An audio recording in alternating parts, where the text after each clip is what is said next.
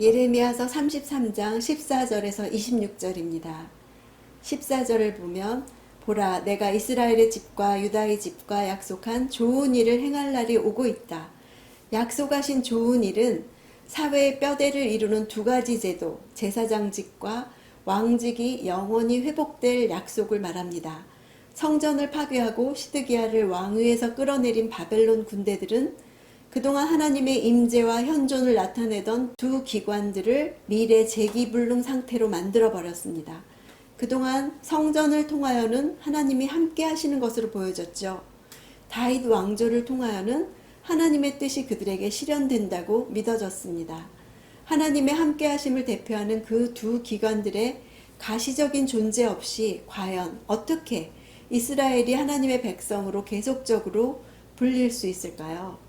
그래서 바벨론에서 돌아올 때 가장 중점적인 과업이 성전 중건이었습니다.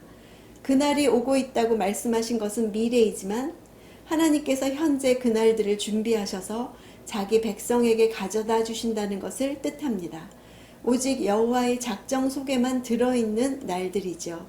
현재 절망적인 상황만 보인다 할지라도 하나님이 이루실 구원의 날, 하나님의 작정 속에 있는 그 날들을 기다려야 한다는 사실을 말해줍니다.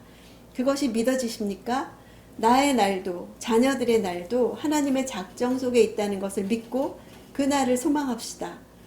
15절을 보면 그날에 그리고 그때 내가 다윗에게서 한 의로운 가지가 나오게 할 것이니 그가 이 땅에서 정의와 의를 실행할 것이다. 여호와의 징벌로 인해서 다윗 왕조가 위협을 받게 되었습니다. 그러나 앞으로 올 왕은 이전의 왕들과 완전히 다를 것이다. 유다 왕국의 말기 엘리야김과 시드기야 등은 직계 혈통으로 왕위를 계승한 자들이 아니었죠. 왕위가 자체적으로 이어지지 못하고 외세의 뜻에 따라 이루어지기도 했습니다. 하나님이 이스라엘과 약속한 좋은 일은 다윗의 자손 예수십니다. 그가 이 땅에서 정의와 의를 실행할 것입니다. 그것은 이 땅의 왕들이 이루지 못한 일이죠. 정의와 의는 하나님의 속성이기 때문입니다. 예수 그리스도는 이렇게 소망할 수 없는 중에 소망을 주시는 이름입니다. 하나님이 나에게 약속하시는 좋은 일도 예수님이시죠. 지금 우리나라에 약속하시는 좋은 일도 예수로 말미암아 이 땅에 정의와 의를 실행하는 일이라고 믿습니다. 16절에 그날에 유다가 구원을 얻고 예루살렘이 안전하게 살게 될 것이다. 여호와 우리의 의, 이것은 그의 이름이다. 예루살렘이 여호와는 우리의 의라고 불린다는 사실은 그날에 하나님의 의가 완벽하게 구현된다는 것을 나타냅니다. 회복된 예루살렘의 이름이 여호와는 우리의 의라고 불리운다면 우리나라가 회복될 때 불리울 이름도 우리나라 안에 하나님의 의가 실현되는 것, 그것이 온전한 나라의 회복인 것을 소망하며 기도합시다. 18절에 내 앞에서 번제를 드리고 곡식제물을 태우고 희생제물을 드릴 사람이 레위 사람 제사장들에게서 영원히 끊어지지 않을 것이다. 레위 제사장들의 회복을 말씀하시죠. 성전이 무너질 위기에 있을 때 제사장들에 대한 약속은 예배의 회복을 말씀하시는 것입니다. 완전한 왕과 제사장이 있을 것을 약속하시는 말씀은 예수님 안에서 성취되었죠. 이것이 바벨론 포로로 간 원독자들에게 어떤 힘이 되었을까요? 예루살렘 성전이 무너지고 성전이 없으니까 바벨론에서 제사도 못 드리는 때에 이것이 언약 백성의 삶이 될 수 있을까 의문이었는데 내 앞에서 번제를 드리고 곡식 제물을 태우고 희생 제물을 드릴 사람이 레위 사람 제사장들에게서 영원히 끊어지지 않을 것이다 라고 약속하시니까 얼마나 감격스러웠겠습니까? 우리에게는 어떻습니까? 하늘과 내 삶이 만나는 지점이 예배입니다. 하나님께 가까이 나아가는 것, 이것이 예배죠. 이것이 제사장이 우리에게 해주는 사역이고 대제사장이신 예수께서 우리에게 열어놓으신 사역이죠. 예배 드릴 때 우리는 우리의 정체성을 알게 됩니다.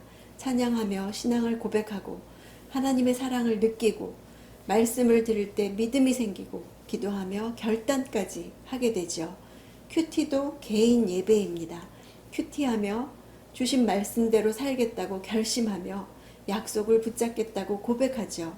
현실 속에서 자신을 하나님께 내어드리고 하나님이 하시도록 전적으로 하나님의 능력을 믿고 하나님의 역사에 자신을 맡기는 결단까지 합니다.